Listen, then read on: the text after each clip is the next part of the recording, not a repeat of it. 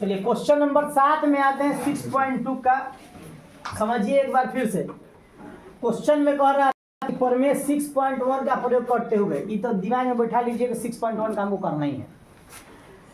सिद्ध कीजिए कि एक त्रिभुज की एक भुजा के मध्य बिंदु से होकर दूसरे भुजा के समानांतर खींची गई तीसरी भुजा को समद्विभाजित करती है।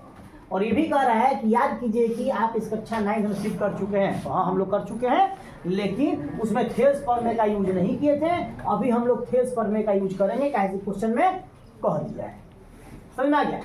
तो क्वेश्चन के अकॉर्डिंग के हिसाब से फिगर को यहाँ पर क्रिएट किया गया है। एक त्रिभुज कह रहा था, मैंने त्रिभुज बना दिया ABC।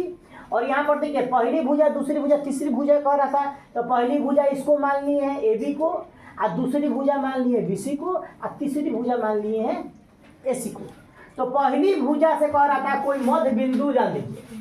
तो पहली भुजा पर मध्य बिंदु D डाल दिए हैं। कह रहा था ये समानांतर हो जाएगी दूसरी भुजा का। तो दूसरी भुजा था BC, तो BC के समानांतर मैंने एक लकीर पार दिया DE। अब कह रहा है जो तीसरी भुजा होगी, बताइए कि तीसरी भुजा समद्विभाजित करेगी जो मध्य बिंदु है E। यही हुआ। अब आसान हो गया मैथ।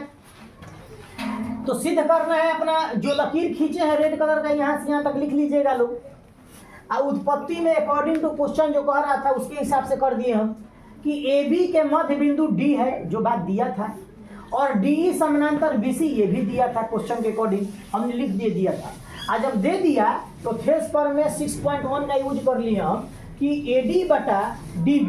AD को मैंने x मान लिया, इसको भी x मान लिया क्वेश्चन के अकॉर्डिंग। D जब मध्य बिंदु है तो भैया ये भाग के बराबर होगा। मध्य बिंदु का मतलब ये होता है जब इसको x मानेंगे तो ये x हो जाएगा। तो थेल्स प्रमेय यूज किए DB बटा DB बराबर AE बटा EC। तो AD का मान भी x था, DB का मान भी x था। इधर AE बटा EC हो गया, x से x कट जाएगा, 1 बटा 1 होगा। क्रॉस मल्टीप्लाई करेंगे तो EC में 1 से करेंगे EC, AE में 1 से करेंगे तो AE। EC बराबर AE। अब आप ध्यान से देखिए, EC बराबर AE, E मध्य बिंदु हो गया। जब मध्य बिंदु हो जाता है कोई चीज, यानी कि दो भागों में बांट देता है, तो हम कह सकते हैं कि EAC का मध्य बिंदु है और AC को समद्विभाजित करता है। और यही आपको लाना, आसान क्वेश्चन है।